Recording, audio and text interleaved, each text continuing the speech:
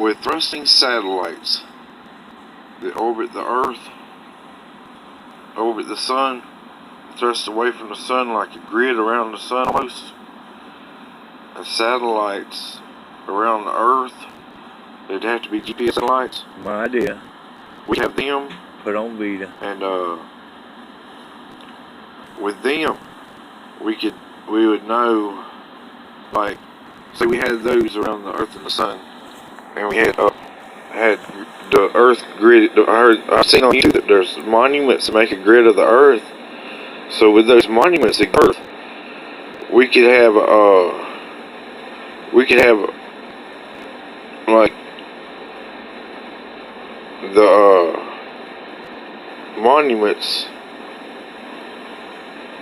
satellites relay a signal, a GPS signal of the Earth location, and have it sent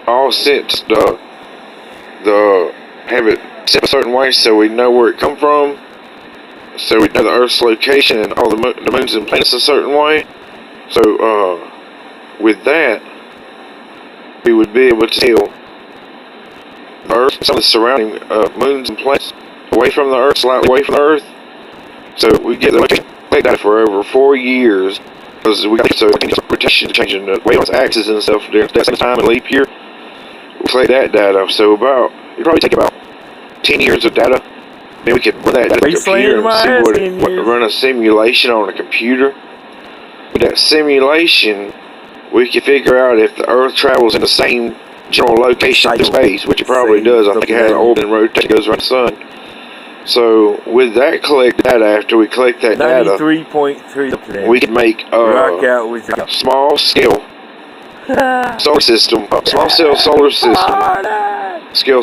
of our solar system for the planets, so just the surrounding planets, just certain ones that farther enough away from the Sun.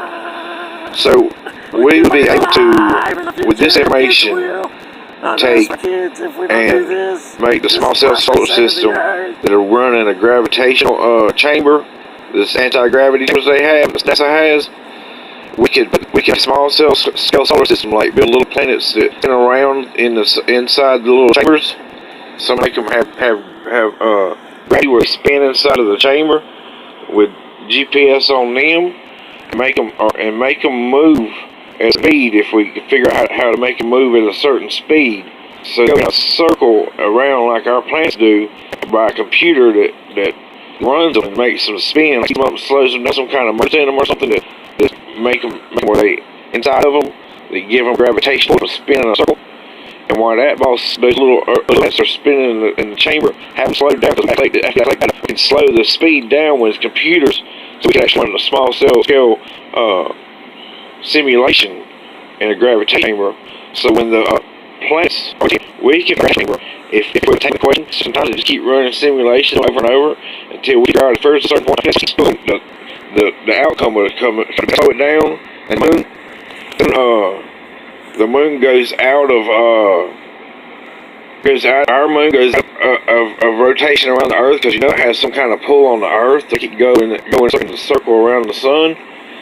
We could figure out how to take out the moon in the future, to see the moon, the gravitational pull with another planet, to get it further away from the Sun. When the Sun does start to expand in the future, or gets dark, the Sun does start to expand, and we can have biodomes on the planet to keep our kids from burning up on the planet. And she's just raising more hell while I make a video. Anyway, that's what I'm talking about.